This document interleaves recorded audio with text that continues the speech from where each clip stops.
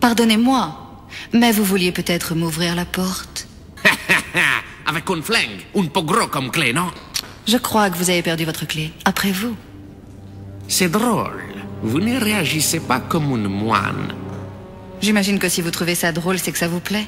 Parlez-moi un peu de ce fameux poignard d'Oxiane, si vous tenez à la vie. Ces portes attendent l'élu, le moment où il arrivera. Alors, la lame du poignard honorera enfin le cœur de ceux qui ont la foi. Et si vous ne faites pas serment de fidélité, vous aussi? Quel serment de fidélité? Au péché et au destin de Marco Bartoli.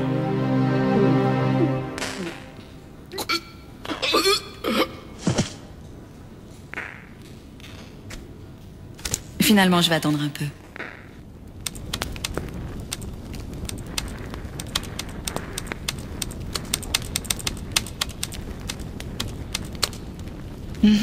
Gianni Bartelli, via Carnavalet, Venise.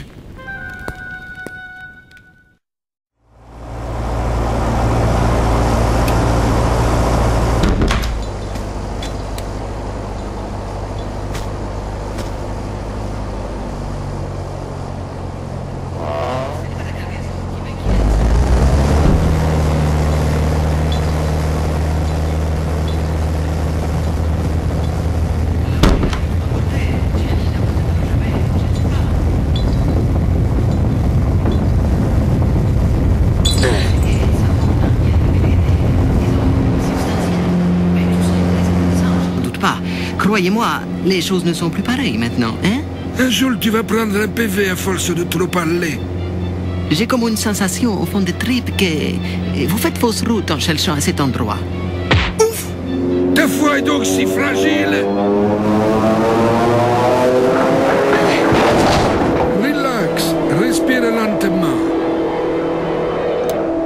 Les tripes n'ont qu'une seule fonction réelle, Fabio. Ingurgiter et rejeter. Une fonction simple, honnête, sans conscience. Quand j'étais enfant, mon père m'a dit avant de partir qu'il pensait que j'avais en moi la connaissance. Quelque chose était plus fort que l'instinct. Il possédait l'instrument, mais il n'était qu'un disciple dans sa conception. Et sa mort traçait déjà les chemins qu'allait plus tard suivre l'élu, son fils. Tu comprends? Garde la foi, Fabio, et oublie tes tripes. Nous cherchons bien au bon endroit. Je le sais, je le crois, Marco. Eros, tu as réparé la glissière.